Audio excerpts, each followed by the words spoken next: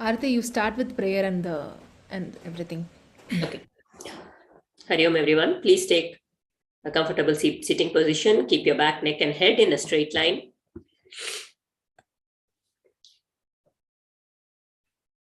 Bring your focus to your breath. As you breathe in, breathe out. Feel all the tension from your body relaxing, moving out of you, and your body completely getting into a relaxed state. Keep your mind empty. Just focus on your breath.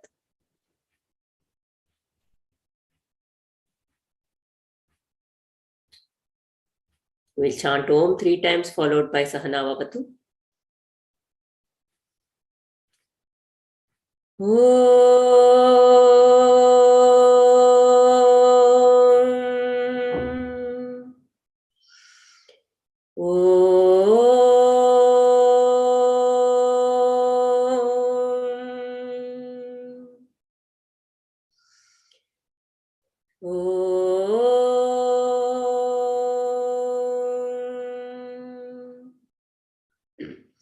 Sahana Vavatu Sahano Bhunaktu Sahaviryam Karavavahai Tejasvinavadhitamastu ma vedvishavahai. Om Shanti Shanti Shanti. Hari Om. Shri Gurubhyo Namaha. Hari Om. Om Namo Bhagavate Vasudevaya. Om Namo Bhagavate Vasudevaya. Om Namo Bhagavate Vasudevaya.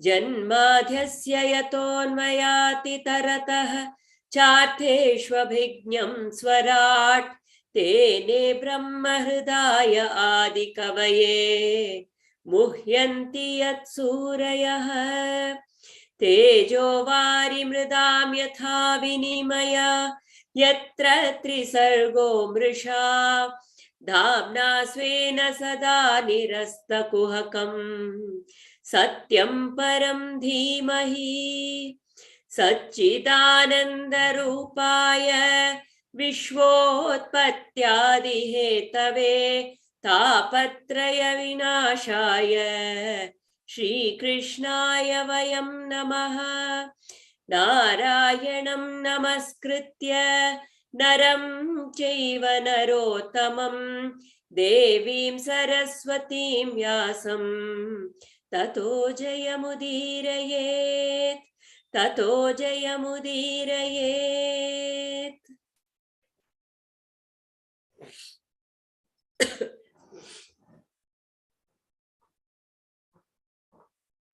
Namaste, everyone.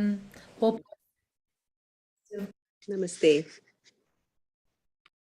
Your side. Let us start Bhagavatam after. I'll just do the summary as you present.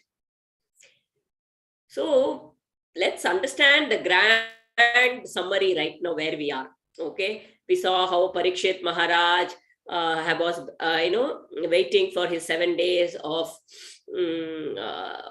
he has just 7 days until his end because now he has been cursed. And in the meanwhile, Shukhamuni is there, and Shukhamuni says these 7 days you can keep your mind on the Lord by listening to the Bhagavatam. So here Parikshit is listening to the Bhagavatam and he is posing questions to Shukhamuni, and Shukhamuni is answering them from the Bhagavata Katha, which has been passed on by so many people. Narayana to Brahma, Brahma to Narada, Narada to Vyasa, Vyasa. And it has gone through its lineage, and finally there he is telling it to Parikshit. And the question that Parikshit asks is, how did this creation come about? And we are still on that whole path. So we looked at the Chatushloki Brahman, who is because of Maya, this whole creation has come. Originally, the thing was there, and then because of the Maya, there were this 4 shlokas, right? They were about Maya. Then, because Maya is that avarana, that conditionings, the total conditionings of all the human beings, because of which this whole creation has come about. And then we look at the Varaha Rupa, how earth came out of, Lord Vishnu brought earth out, in the sense that, the Vedas were stolen away, means the whole knowledge of the universe was not there. It was taken away, and it was time for the new creation, a fresh creation. So when that fresh creation happened, that is when the earth was brought out of its ocean, at that time, now it was time for Manu and all of the initial people who came out of, the Manasa Putras of Brahma, to now progenate and spread the number of human beings on earth, have more and more people on earth. And as part of that, Kardama marries Devahuti, who is the daughter of Manu. And Kardama is, they are now living a very, very ideal. Kardama is also not very interested, but he knows he's been given a duty, and I must do my duty, my progeneration. Otherwise, he wants to just do tapas. When he does this tapas, Lord Narayana comes and he says, in this, if I forget you, what will happen? And Lord Narayana says, don't worry, I myself will come, as you will have 9 daughters, and I myself will come as your son. So you please go ahead and do your duty. And that's how now he is with Devahuti. And last class, which was not the last, but the previous one, we were looking at this thing of ideal wife. Who is a wife in the house? What is the role of a wife in the house? How she literally becomes the pillar of a house. How that woman in the house is kind of shapes the whole. You can bring or break, and it all depends upon that woman who comes from another family into this whole family, and where this becomes her kshetra for self-growth. It's such a field where you face so many conflicts and everything, and understand that the conflicts are happening in here within me. We tend to say this person is like this, so I am like that. That person spoke like that, so I am like that. This person is treating me like that, so I am like that. But everything that I am experiencing here in my mind, because it is these sense organs which are absorbing it, and it is going into my mind, and my own preconceived notions, my own filters are being applied on all this, and I am building my own world. So now this wife, what kind of world is she creating, will decide how her family world is going to be also. That is why it is said that pillar, because for all the others, there's that blood relation, there is that natural sense of love. But here it is, on one side, we can say, why should women go through it? But it is a beautiful kind of package, a kshetra given for us, whether it is parenting or this family. These are kshetras given for us for our self-evolution, if we look at it spiritually. And every human being who is a part of my life is here to teach me something. So as part of this, we are looking at what an ideal wife is. And Prabha also read some beautiful lines of mother, of the role of a woman. What is? Because it's that feminine gender, the femininity, masculinity and femininity. Femininity, naturally, the masculine traits are success, ambition, and protection, and all those come as masculine characters, and feminine characters are caring, nurturing, caring for the other. All those soft, like a nurse's work is a very feminine kind of work. Doesn't mean only a woman should do it, but it's a very feminine work. So the caring, the nurturing, the adjustment, all those are the feminine character. But there has to be a reasonable balance. And like Bala had told, the tamas, it should not be a tamasic nurturance, where I feel like a doormat and I am doing everything. I feel absolutely so empowered that I don't want anything. I just want to care for everybody in the house. And I also learned to take care of myself in such a way that so that all this Bhagavatam class and all this is a way to nurture myself and empower myself so I can give back to the family in the best possible way. So anything else you want to say, add to the summary? So that is where we were on looking at the ideal wife and everything. We can probably continue if you want to add something, Prabha. When it comes, actually, we started with that sentence, right? Still, she was the same cheer Being cheerful. Hmm. to be serving her husband. Is my voice clear? It just broke in between and then it came back. 1 second. My, it is bad. You put a thumbs down. Okay. Hmm. Yeah. So because just a week ago, I had very beautiful discussion with Raghuramji about it was so coincidental about women only. Coincidence that we had a discussion, and I had some doubts. I had taken a friend, and she had some doubts, and we had wonderful discussions on that. Um, yeah, to the beginning itself, right now to inform one thing which was very, very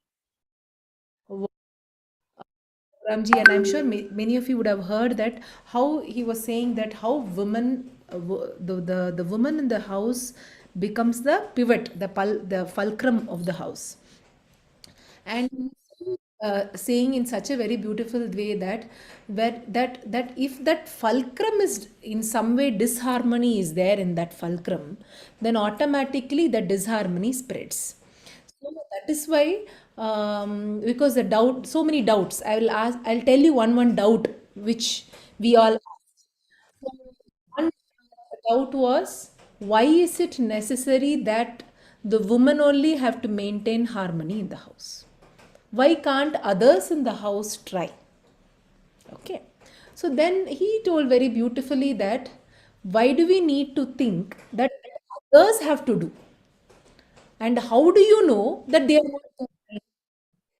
Because you are already in your own aham and mama there, you are not perceiving how they are actually perceiving. You are not seeing that maybe they are also trying their best to bring harmony in their own way, in their own personality, but according to you it is not bringing harmony, and you feel disharmony in your mind.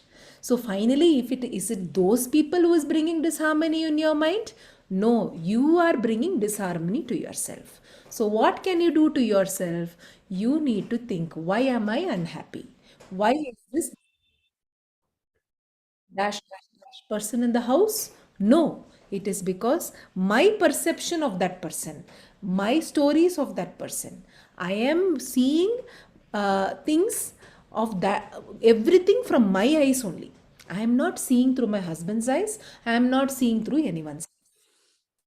It is important, and woman plays multiple roles in the family, either as a mother, as a sister-in-law, as a daughter-in-law, as a wife, as dash dash dash, as a mistress of the house for the maids. So all these things, the woman plays a very important role.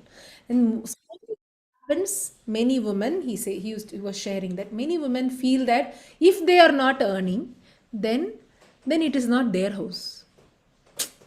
It is not my house, it is my husband's house, it is my in-laws house. So he was telling very very nicely how we women slowly, just because the will is not of the house is not there, suddenly you feel that you are alien to the house. So something happens, many women think that I must go out of this house, or why am I inside this house, why am I bearing all these things? So that is where he was very beautifully saying how we women have to feel that we are connected to this house. This is my home. This is my temple. And how do I keep my temple in harmony? Temple with very full of saucha, full of cleanliness. And how do you maintain the temple to be clean? It is up to you, the mistress of the house, to ensure that you ensure that the temple and the people inside the house are all like gods and goddesses.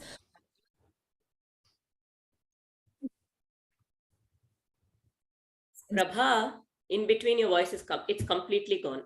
The past couple of seconds. Okay, let me unmute and then try once more all the network. Just you please continue. Yeah. So that was beautiful what Prabha was telling, right? So here, the point that I was really getting was, you feel like the mistress of the house. Like, they say the master of the house, the mistress. Like you are, you can either feel like the when you feel like the mistress of the house, but in terms of serving the people, not in terms of ruling the people, right? It is in terms of how can I serve the people. You understand your role. And again, here, I don't know how many of us are women. We are, maybe there will be some men, there will be some in-law. The idea is for me to be that person who can serve. So though we are here because this chapter is about ideal wife, we are discussing about a woman's role here. But in generally, it is true that every family member also has to think of their role in the family. It is not to expect from the woman of the house. Now I am a mother-in-law and I have a daughter-in-law who is coming into the house. Let me expect service from her. No. That is not what we are trying. We are telling, if I am a woman, ideal wife, I am a wife in a house, what is the ideal way for a woman to conduct herself in the house? That is what we are looking at. This should not become go the other way where we start expecting from all women, that which also happens in between.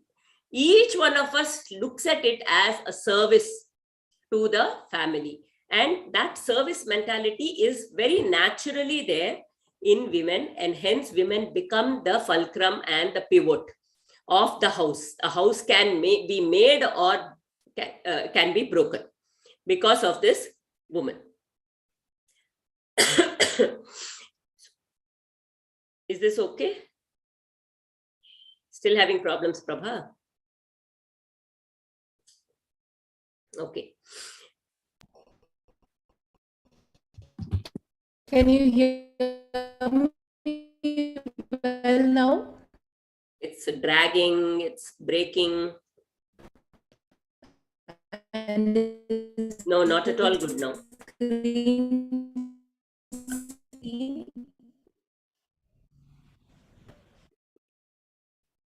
There's some problem, Prabha.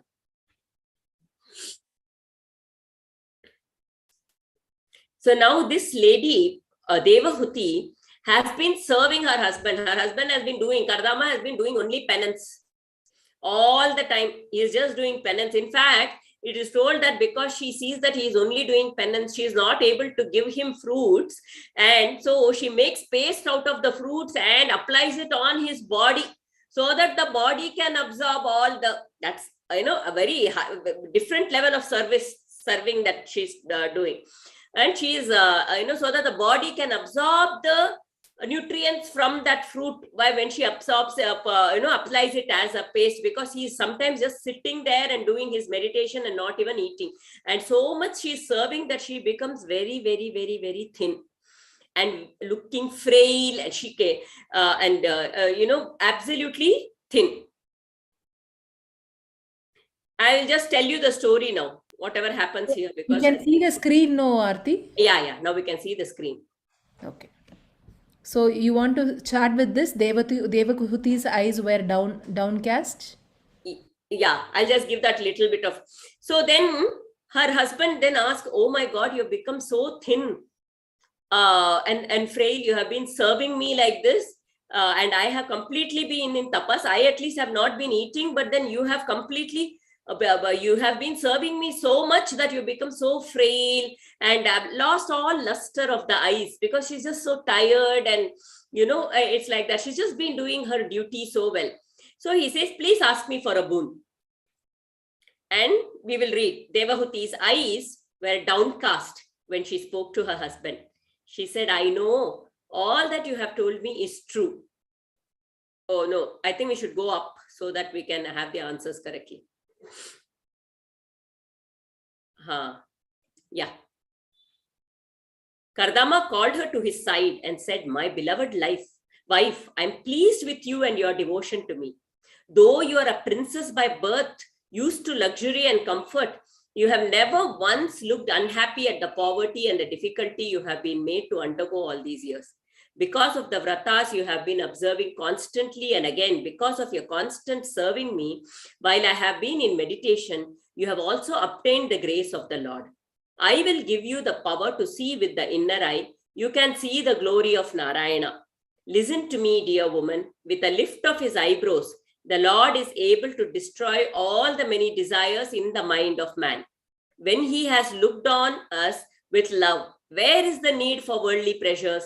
We are heirs to heavenly enjoyments. Why then should we seek of the pleasures of the senses? You and I have risen above them.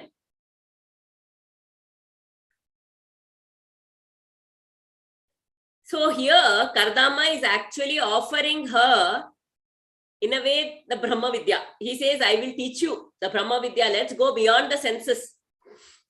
Okay, we are merely worldly creatures, but we don't have to be the worldly creatures. Let's go beyond. And he's offering her, he's saying, let's go beyond the pleasure of the senses. You and I have risen above them. Okay, dear woman, with a lift, he says, the Lord is able to destroy all the many desires in the mind of man. So, but now Devahuti, she's still a simple woman. Okay, she's very young and she's a simple woman. She says, yeah, I know all that you have told me is true. I know the power of your yoga and about the grace of Narayana, which is always yours. But my Lord, I am just a woman. The wish to be a mother is the natural instinct of a woman. You would have known this desire lodged in my mind already, and yet you want me to express it. She stood before him with her face flushed, suffused with blush. Okay, this was a very different era also, we must say, in a way. So Kardama smiled softly at her and said, so be it. With his yogic power, now Kardama created a Vimana, a floating palace with lovely gardens and lakes and flowers and bejeweled pillars and seats covered with silk and brocade. It stood at the doorway of the ashrama. Devahuti stood looking at it. Kardama saw her eyes filled with longing and said, my dear wife, enter the Bindusaras. After bathing in it, you will go with me in the Vimana wherever you wish. And added, this Saras has been formed because of the kindness of Lord Narayana, and it will grant the desire of everyone. Okay, so far they were leading a completely pure life, and now they are going to enter this worldly life. And this worldly life has all this beautiful charm. It has, as we go in, you will see amazing things, hundreds of beautiful maidens to be, all that. It is very charming. It's very beautiful. And it's made like that with a purpose. Because there is a purpose to fulfill. You have anything to add, or we can continue, Prabha? Devahuti, whose eyes were blue, whose raiments were soiled, and whose hair was all unkempt because of neglect, whose body was thin, emaciated because of her vratas, entered the Bindusaras because her husband had asked her to. Even as she was looking, an amazing thing happened. Hundreds of young and beautiful maidens were there to welcome her. They bathed her with oil and perfumed water and dressed her in costly silks. They deckled her with jewels, and when she came out of the saras, she could not recognize herself. All her charm and her maiden beauty had come back to her, and she thought shyly of Kardama. He was quicker than thought and came and stood by her side. She looked at him, and he had also become so different. He looked like he used to when they were married. He was as handsome as a Gandharva. With a smile, he took her hand and placed her in the Vimana. It rose up in the air and was soon traveling with the speed of Vayu. The young couple spent several years in the Vimana. They lost count of time, and they spent all their nights and days in happiness, oblivious to the world. 100 years had passed and they knew it not. Devahuti became the mother of 9 daughters, and Kardama realized that it was time to go back to earth now. The dream was over, and Devahuti came back to reality. She knew that her husband would leave her and go away to perform tapas. He had spoken about it long ago when they were to be married. She went to his presence and spoke to him in soft and gentle terms. She said, "My lord, you had told my father long ago that you would abandon the grihastha as soon as I became the mother of children. I know now that the time has come when you will leave me. But my lord, how can I bear this separation? I am an ignorant woman. Please teach me how to be rid of the fear of samsara. I am frightened. I will have to live all by myself. The children, when they grow up, will find suitable husbands for themselves. I will get no solace from them. Please stay back for a while. Who knows? I may get a son who will help me, who may teach me how to be rid of this bondage called worldliness." I think we'll stop there. Now, can you hear me? So there is a purpose. Can you hear me? You're able to hear me, right, Prabha? No problem, no? So I can't hear you. You're unmuted. You're mute. How is it audible? Yeah, it is. It is Are you all audible. able to hear Prabha, the others? Yeah, I can hear her. Oh, okay. Radha, are you able to hear Yes, her? I can hear you. Both, actually. Oh, okay. Oh, then I have a problem here. I can hear you too. Okay, great. Thank you. Thank you. I was really worried what's happening. Okay. Okay. So, this is a Okay. very beautiful paragraph I'm seeing. Is because many of us, one thing is we can catch up on the words. Uh, is please teach me how to be rid of the fear of samsara. So this fear aspect is where we see many times. This fear aspect is where uh, we women come across. I'm sure the men have their own fear of many other things. But it's important, since we are here, we are talking about the chapter of ideal wife, is how do we grow. So, and here Devahuti obviously is going to get her lessons from Narayana himself. And here, but I just thought of sharing some interesting points about fear aspect. Is how it sometimes rules us, and it becomes mostly the king in our life. And sometimes we women portray an image that I am fearless, I am very strong.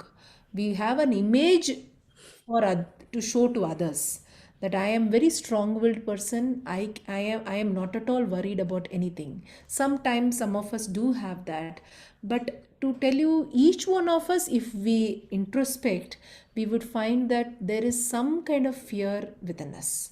It could be from the way we have been brought up, or from the thoughts which had been instilled by our parents or grandparents. You don't go out in the dark, huh?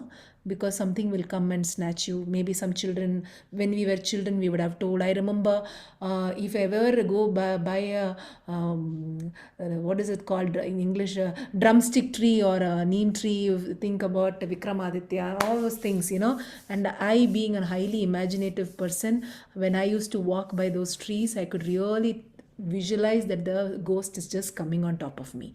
And that fear did not go for a very long time. Till recently I overcome that fear.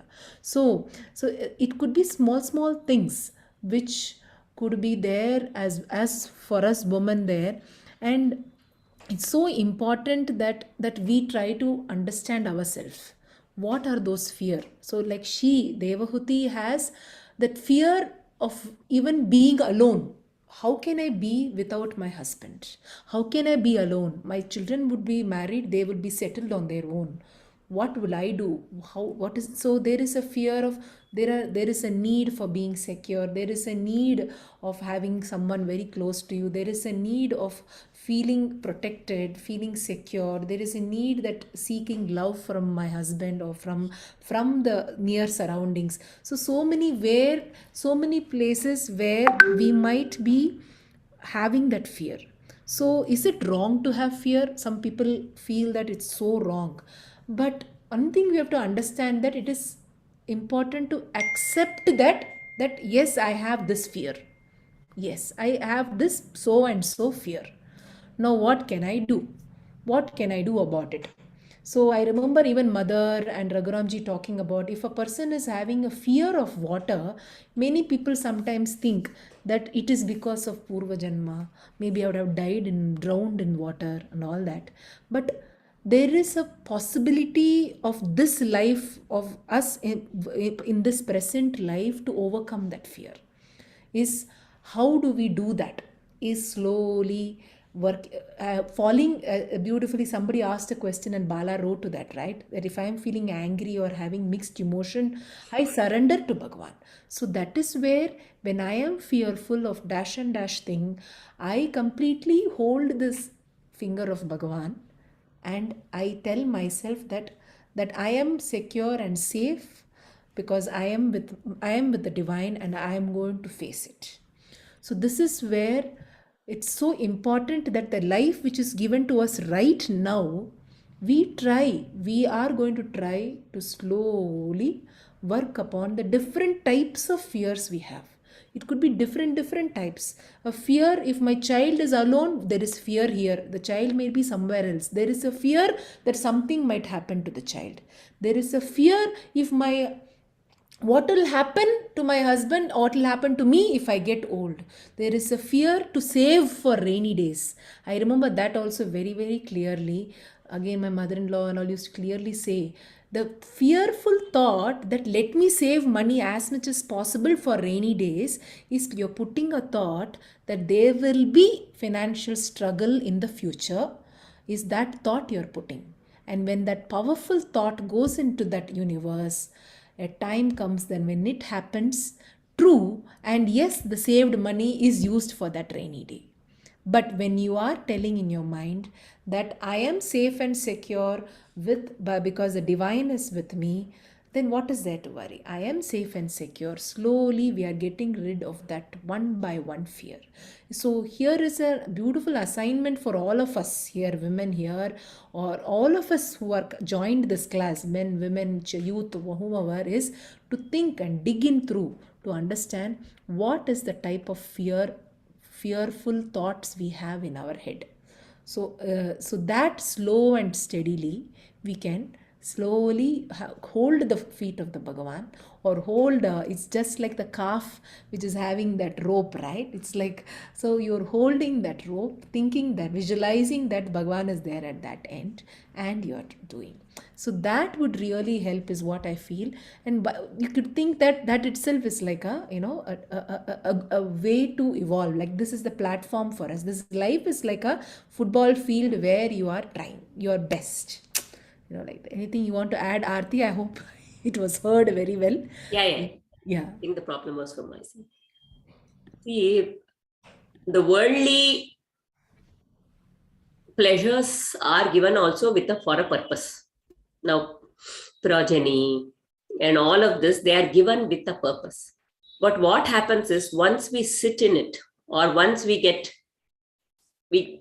we start experiencing these pleasures, we get enslaved by it. And we start thinking that this is going to go on forever. In our mind, we do not understand the impermanence of these things. Okay. And or we understand the impermanence of this, and that is where the fear starts coming in. Because what is the root cause for the fear? It is my attachment to that worldly pressure that I am getting. That is the root cause. The fear. Oh, what if my child? So even when I say something like, if my child, whatever Prabha was telling, if my child, he or she is very far away, will he come out well? Will he do this well? What if something happens? What if he go? All this somewhere. And if he's near me, I can, hold him. Can be after a point in time. We can't hold the child. Can we hold time? Can we keep time still? We can't. Okay. So instead of going with fear, what is it that will empower me? I need to go more with empowerment. When a change is thrown at me, suddenly when I'm not expecting it, I get very rattled. But if I am prepared for the change, I know change will be there. I know for some time I will be rattled by this, but eventually I'll come out of it. We all, whenever that change comes, that fear of samsara. Now Devahuti, this is a period of change for her. She has to move out of her samsara. Her husband is going to leave her, and suddenly fear grips her. So far she felt he is there. She was attending to him. Now there is a change. Everybody goes through that fear. But how to address that fear? Another one way, as beautifully Prabha said, is to have faith and hold Krishna's hand. See, nothing is permanent in our life other than the Lord himself. Nobody is permanent. Nothing is permanent. No worldly pleasure is permanent. The only permanence in our life is his grace. So if we hold on to his grace, no other impermanence is going to affect me. So that is one way. The other way is to know, yes, the same Devahuti who experienced fear of the future problems also shows lack of faith. Exactly. So the other is to know that everybody in my life is there leading their own life, and he is there with everybody eventually. I am not the doer. I am just here. I am just the instrument. I was here for this long with my child. Necessary. After this, my child will also move away. And who will be with that person, with that child? He, Bhagavan, is with this child also. So when I am raising my child, how much can I tell them? Again, it has to be their own experience. Just because you keep pushing it on them, they are not going to get it. But say, God is with you. He's the only permanent. And when I have this fear, it's a form of, like Harini said, a form of doubt. I don't have faith. It's a lack of faith on God himself. But we do get caught, right? So for a while, it is okay. We are also, it's okay. Let's be human to some extent, we can say. It's not like we will be a stone. For some time we can, but how soon do we come back? How soon do I recover? How soon am I able to feel empowered and move on with my life without it pulling me down and dragging me down and not being able to do anything? That's what we don't want to get into. We accept and we move on with faith that this is another phase. Change is what will happen. The beauty that you have, that beauty that Devahuti had, that also is permanent, is impermanent for a while. It had a purpose to have so many children. There has to be that attraction. There has to be all of that. So, to meet that purpose, that beauty and everything was needed. And that's not going to stay forever. So how do I take it when, even my bodily changes happen?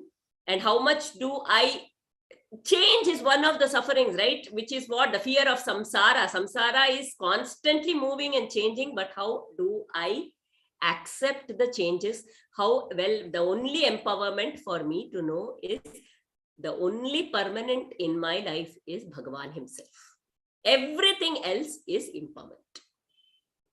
His grace is the only permanent in my life. So here is where I thought I'll share some beautiful quotes, okay? So which I had underlined and very suitable for this paragraph is,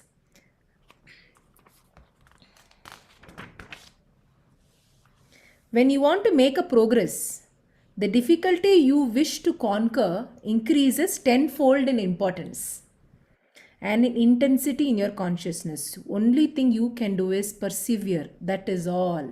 It will pass away. For example, we want to get rid of something in our mind. When we think that we want to get rid of that, more and more of such incidents keep coming where that particular thing keeps coming to us. It's like we are dreadful of this particular mathematics sum. We will find that time exam paper will have many such similar problems. So similar way is very beautiful way is, again, hold on to the divine, persevere, work, it will pass away. Don't foresee difficulties. It does not help to surmount them and help them to and just help them to come. We must be freed from all care of what all difficulties are coming. Just give it strength. Give it strength. Forget yourself. Forget your difficulties. Think that the Lord is going to take care of your progress. So live each day without anxiety. Why worry beforehand about something that probably can never happen too? Anxiety is a lack of confidence in the divine's grace, the unmistakable sign that that consecration is not complete and perfect. If you are not satisfied with what you are, take advantage of the divine's help and change yourself. If you do not have the courage to change, submit to your destiny and keep quiet. But to constantly complain about the condition you are in without doing anything to change it, it is a waste of your time and energy. The difficulties only can disappear when the egoistic concentration upon desires and conveniences disappears. See, this is very beautiful that sometimes it is not convenient for me to change. I am feeling very happy if the other change, because it is not convenient. That why I should change. It happens in married life also. Many times we think, why should I change? Why can't he change? So many this kind of questions come. Why can't he live the life like me? Why can't he have the same interest like me? Why is he doing that way? So this itself is a egoistic concentration, that why can't this? So again, that's why Raghuramji always beautifully talks about this marriage angle itself. That is where a very powerful discussion came last time, is sometimes the woman in the household goes towards the spiritual pursuits, and they according to them, they think that the other person in the house are not going towards spiritual pursuit. According to them, they automatically tend, the ego slowly starts. Why can't that person also follow? Isn't it nice to fall at the feet of divine? Why is that person going towards materialistic pleasure? Why is he going here? Why is she going like that? Why is he indulging in food like this? Finally, we have to have a minimalistic. So all lots of that also opinions and beliefs. So he just opened my eyes so tremendously, that he said that, Prabha, I want you to think that that that just because some person you think it is materialistic, then you think that person is not spiritually growing. Finally, it is you who's thinking that. So you first remember that Krishna was always beautifully dressed in silks. Beautifully he will be dressed. Are you seeing him in the minimalistic just one dhoti? No, very beautifully when you visualize Krishna, we'll have crown, we'll have this, like that, like that. So when you do prasadam for Krishna also, you will nicely make sure that the prasadams are all grand and fantastic. So never judge a person that person is moving towards materialistic. So if I have to go to religious or spiritual, then cut off all this materialistic and go. So that he was saying that, so I do not want you to separate. That separation is what causes disharmony in the household, because sometimes the woman goes towards the religious pursuits or the spiritual pursuits. They looked down upon all others in the house, thinking all of them, where are they living? Which world are they? So sometimes slowly the ahankara rises in that person, which might cause to the downfall of that person. And sometimes you think that the other person pursuing the materialistic way or going through that, we don't even perceive that at all. This is very, very beautifully said, that first thing is, cut the thought in your head that materialistic pressure is bad. What you need to do is, even when you are dancing, you are going for a dance, there also have a spiritual mode. Think about saucha, think about ahimsa, think about aparigraha. Everywhere you are using the principles of spirituality, principles of dharma. That dharma is there with you. That is you. And then you are moving, whether you want to go along with your family for a trip, go do this for a trip. You are doing with dharma with you. That sthapana has to be there. When that sthapana is there, you are not judging anyone, standing in one pedestal, saying that this person is going spiritual, this person is wasting his life. Who are you to stand there and talk? So this is where he was saying very beautifully that how woman, again he brought upon the point that how woman becomes the fulcrum, the pivot. That when we start completely, that subliming of ego, or completely getting rid of our fears, getting rid of our ahankara in the way that I am following, I am very religious, or dash dash dash is not. So many different thoughts which is coming. Slowly you are dissolving it. He was very nicely saying you slowly start dissolving it. And you come to the level of the people in the house also, so that you are with them. He narrated some 2-3 stories, suddenly I forgot about it, but which was really helpful in understanding how sometimes we come to the level of the people in the house and we blend in with the people and not stand in a pedestal. So that is where the ideal, the woman in the house takes along people. It's like you're taking along people, not standing in the pedestal. So this is where, then where is the point of fear coming? Because that's what he was very beautifully saying. Then you will never have fear. You will never feel this is not my house. You will never feel all the people around you have just come maybe 10 years ago, 20 years ago, because it depends on the year of your marriage, right? So you will never think of them as different, but you will think them, all of them together. That is the beauty of women here, because they are capable of embracing everyone. They can capable of holding everyone under into their fold. So that is why the Bhagavan has created women with that emotional heart center. So that because they're filled with that love, and it's important for us to grow that love rather than the weed of fear, or the weed of insecurity, or the weed of anger. Anger sometimes crops, he was saying, because Prabha, sometimes intellect causes anger. Intellect make highly intellectual make you feel angry, or makes you feel higher than everyone, or makes you feel unworthy also. There are different categories, right? For women we feel, right? So that is where he was so beautifully saying that is where you're going to ignore. You're going to ignore, and then ensure that you keep telling, you keep thinking, or keep telling everyone you know that woman becomes the fulcrum of the house. I belong to this house. I own this house. I own my body. Everything you think that the divine is with you, then that's it. It's like Mandodari and Ravana. He brought back to Mandodari and Ravana story. So I hope I gave justice to what he spoke. Yeah. People have asked some questions. Yes, Aarti, like to share your views? I face this problem and don't. See, I wanted to bring out 2 points as you were talking here, which struck with me. Being religious is not necessarily spiritual.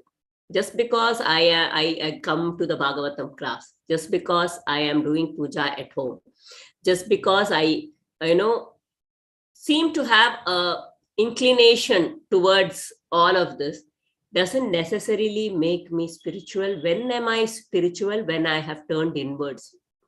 When I have turned inwards and I learn not to complain, I learn not to blame, I learn to accept people as they are around me.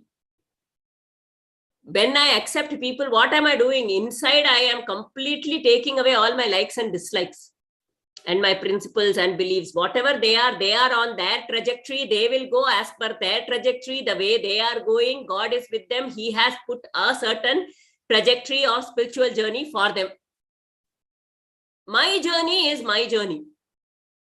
Let me not try to now entangle these two things and knot it up. Their journey, my journey, that knot, and we get into so many conflicts. So whatever Prabha was talking about, and there was also a question last time, in the last class. I am so spiritual.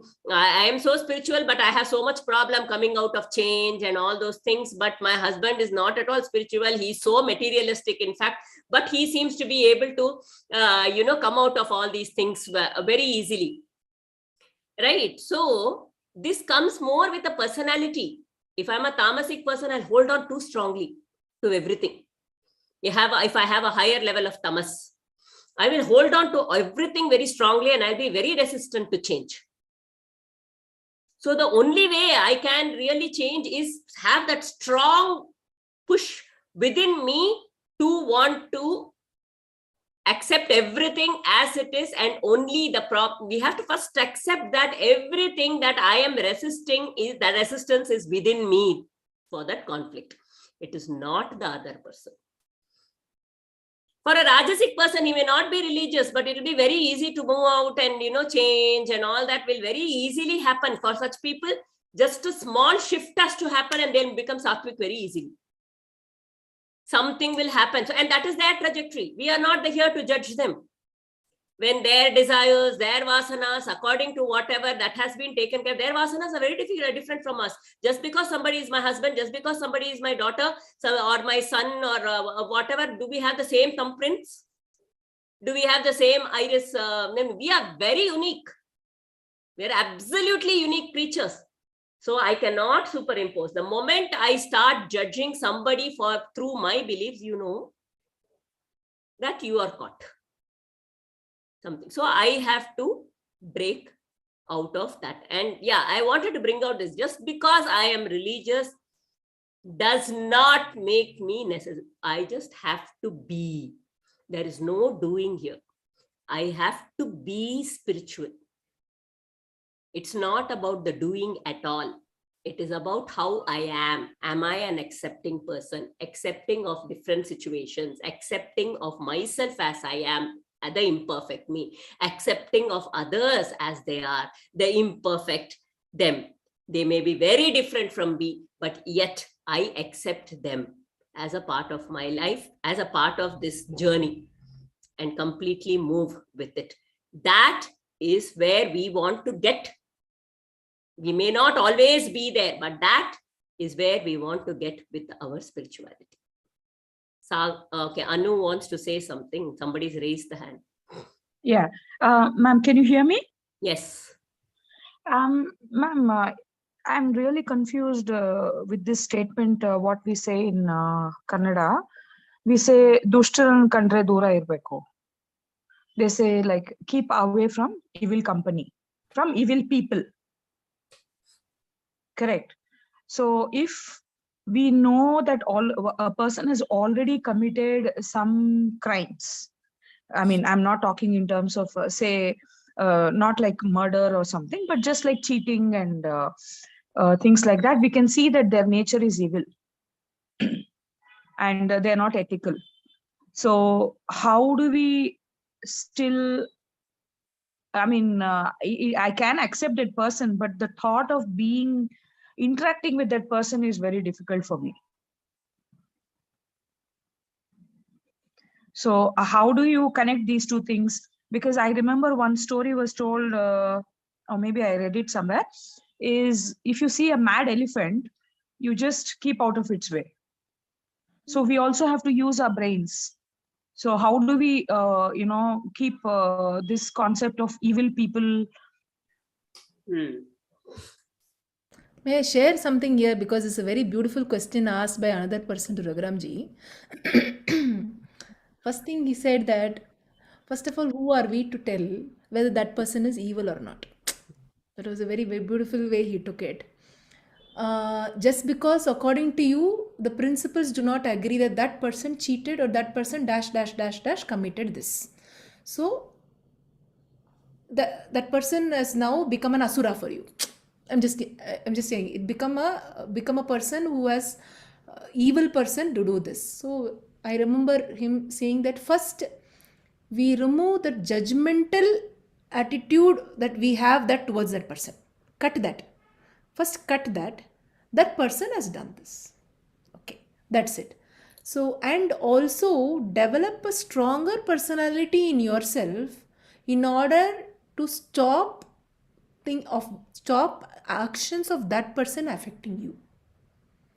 First, that he was very, very beautiful. He was saying that for most of the time that person might be doing something, uh, and it starts ruminating into our head that he did, see, she did like so, and it brings so much of agitations, and that agitation leads to anger leads to suppressed anger, because you do not want to tell it out, and that suppressed anger brings about a lot of frustrations, that how dare he or how dare she does like that, she's doing like this, see, she's doing right now also like that.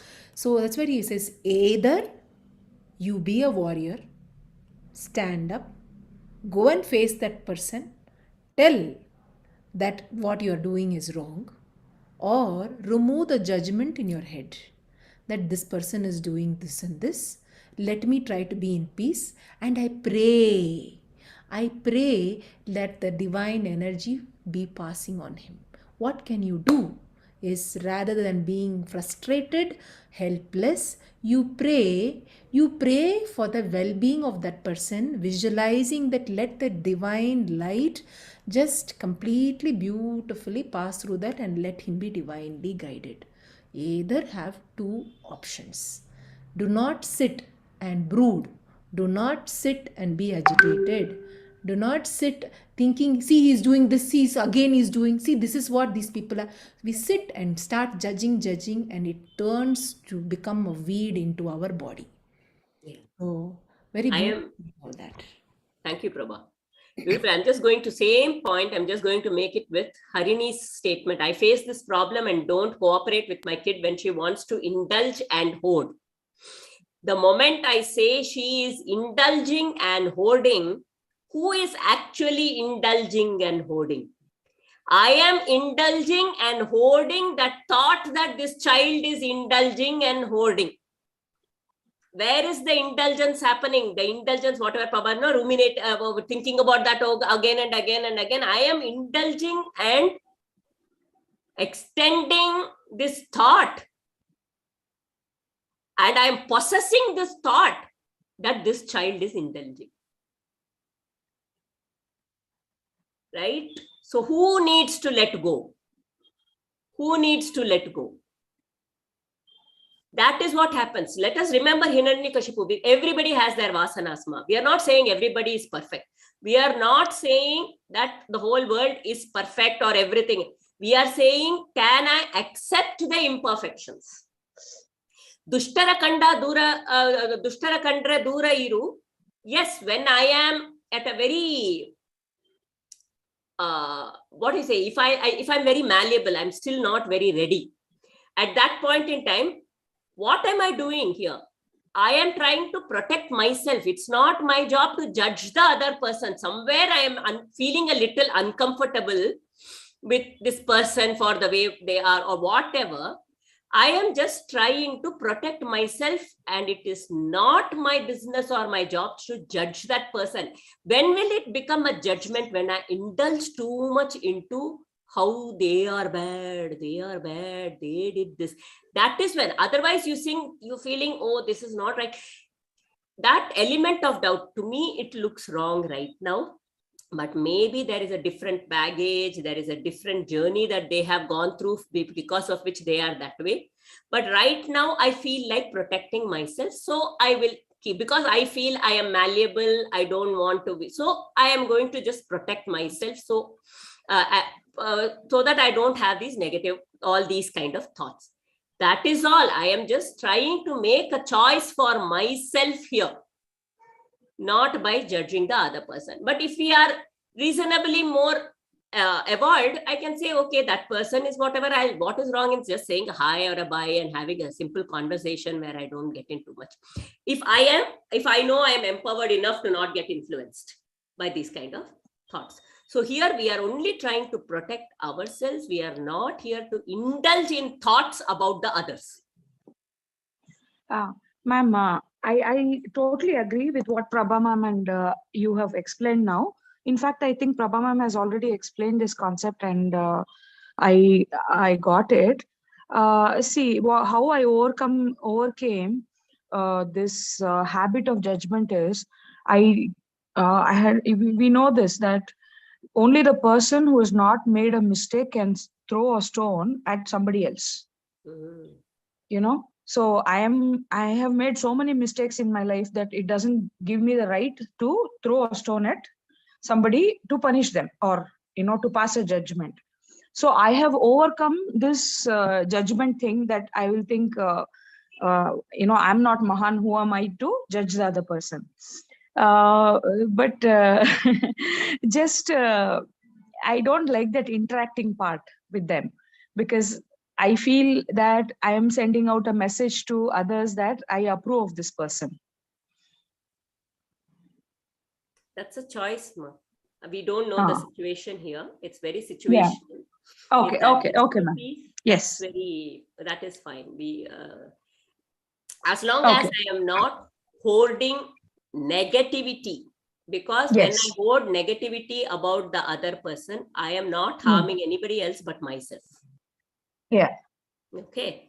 Yeah. Yes. So, that is being with somebody, not being with somebody is a choice. It's a complete choice. Okay. Thank you, ma'am. Shall we move on or anything more? Yeah, I think we can move on with a very beautiful quote again.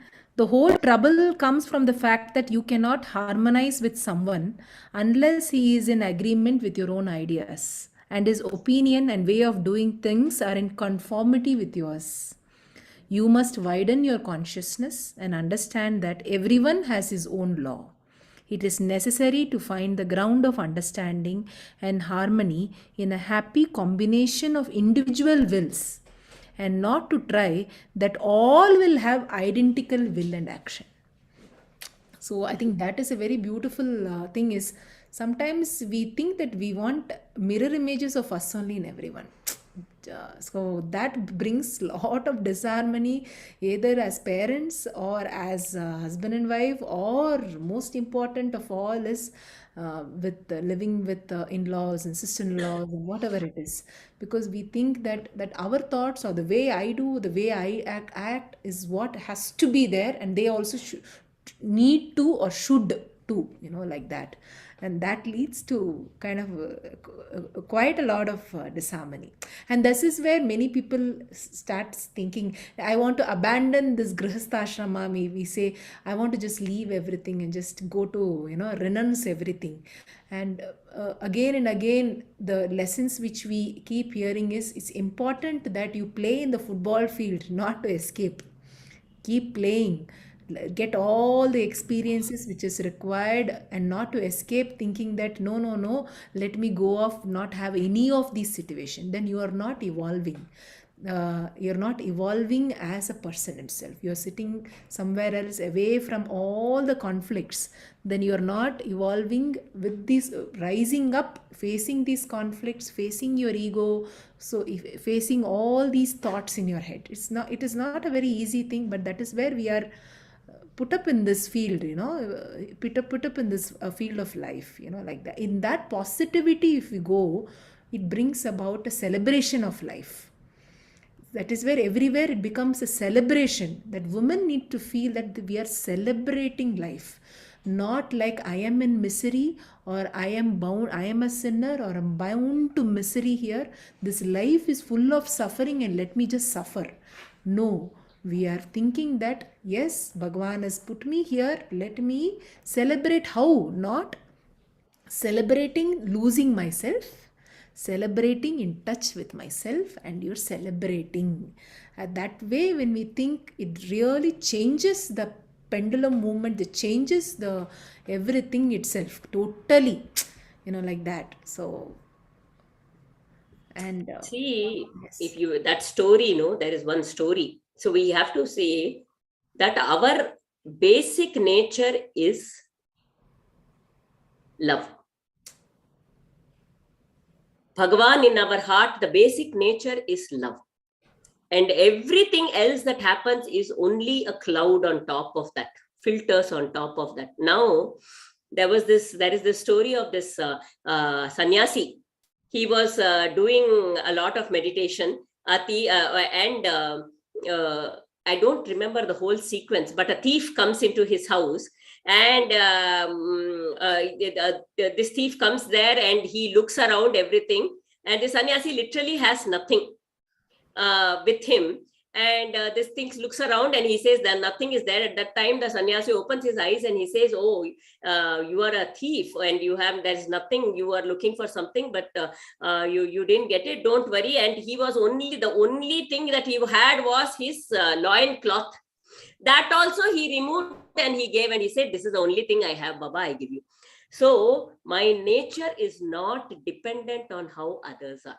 This is a very high level, we understand. Okay, this is where we want to reach. This is our seeking. This is the seeking of that Bhagavan too. That Bhagavan's true nature is only love and nothing else. It is, and that love is not because this person is the way I want them to be. This person I think is a good person, so I love this person. This person has this kind of a nature, so I love this person. No, the love is in spite of. Whatever be this person, the love is in spite of. I may not be there yet. I am not trying to say that we have to be we have to come a kind of beat ourselves for the imperfection that we are. No, but to be aware that that's where we have to get. That is our seeking. To when we know, when we are in that beautiful state of divine love at all point in time, where there is love in spite of, I feel the love for the people, I'm able to accept the people as they are. I mean, it just doesn't bother me. It just, I mean, they are what they are. I feel compassion for the way they are, like what Prabha said, no? Then life becomes one beautiful celebration, because nothing can bother me, right? That is where our perfection is. Bhagwan is the perfection, that ideal love, the final love, that grace, and he is our core. Everything else is mere avarana, that veil on it. And our journey is towards that perfection, that grace, that Bhagwan is. So we must be aware. For now, whatever Anu said, this is the way I am taking, but I must get there. This is not my final destination. My final destination is, yes, that story that Prabha said, no?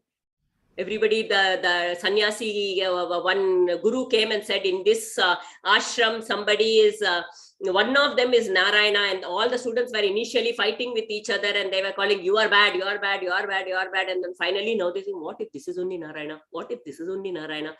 Let us see, everybody, the core, not just of me, but of everybody is Narayana, is the God himself. What do I see? If I am attached to my personality, I will be attached to the other person's personality. If I am attached to my body, I will be attached to the other person's body. If I am attached to my intellect, I will be attached to the other person's intellect. If I am attached to my divinity, I will be attached to the other person's divinity.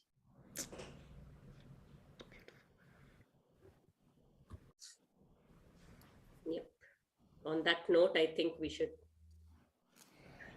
Thank you, ma'am. That was that's a lot of learning, to look at divinity in the other person. Yeah. Thank you, ma'am. To look at the divinity in the other person, also the other doesn't exist at all other than in my mind. So the only place I have to seek the divinity is within me, in my heart. That love in my heart. Not when I start seeking that divinity in my heart, I want to feel the love, the unconditional love. And when I seek that within myself, I will automatically see it in others. Right? When we are in love, there is no boundary, there are no conditions. The moment we say that my children have to do this, my son, my wife has to do this, my husband has to do this, then it is not love. It is actually like a bargain there. So when we are in love, no conditions, no boundaries, no limitations, absolute expansion.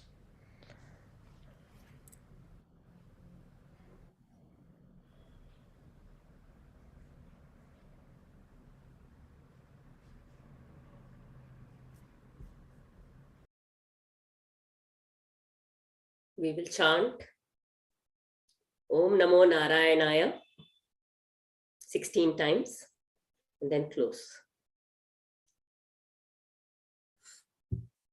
Please be with your awareness. Keep your mind empty. Bring your attention to your heart. The heart chakra, the Anahata. And in your heart, visualize your Ishta Devata. Here we say Narayana, Krishna. Bring up the picture of this Lord. And bring up the devotion and the love you feel for the Lord. As you chant, stay with that love and that picture of the Lord in your heart. Set an intention in your mind that I seek to be with that unconditional love and that grace of Bhagwan. I seek to be one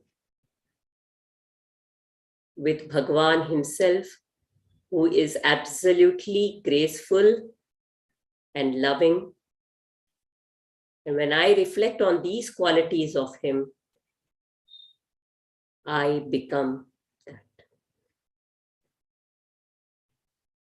Om Namo Narayanaya.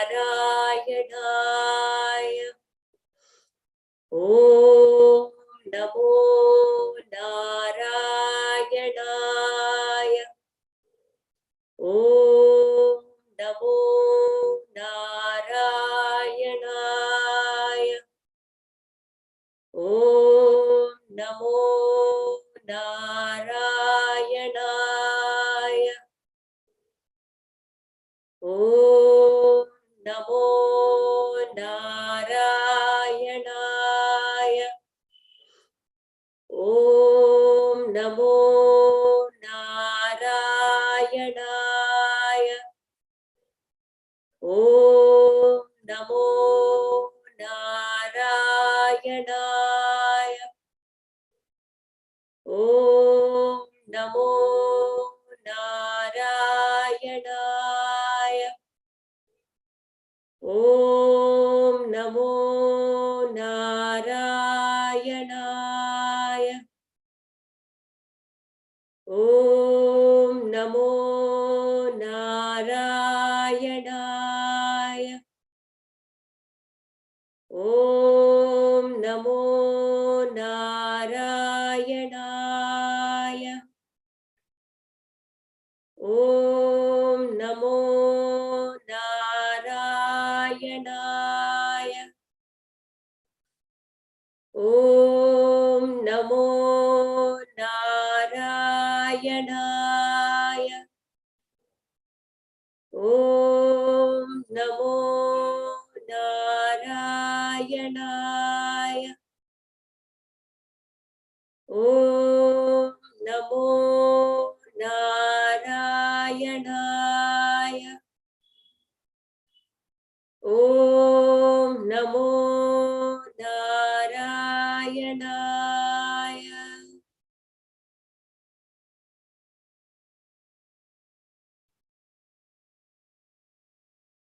Kayena vacha manasendriyaiva buddhyatmana bha prakriti svabhava karomi yajna sakalam parasmai narayanaayeti samarpayami. Om sarve bhavantu sukhinah, sarve santu niramayah, sarve bhadrani pashyantu, ma kaschid dukkha bad bhavet. Om shanti shanti shanti. Harihi Om. Shri Gurubhyo Namaha. Harihi Om. May all my thoughts, my actions, my words be an offering unto him. Every word that I utter, every thought that I think, every action that I perform, may it be an offering unto him. Hari Om.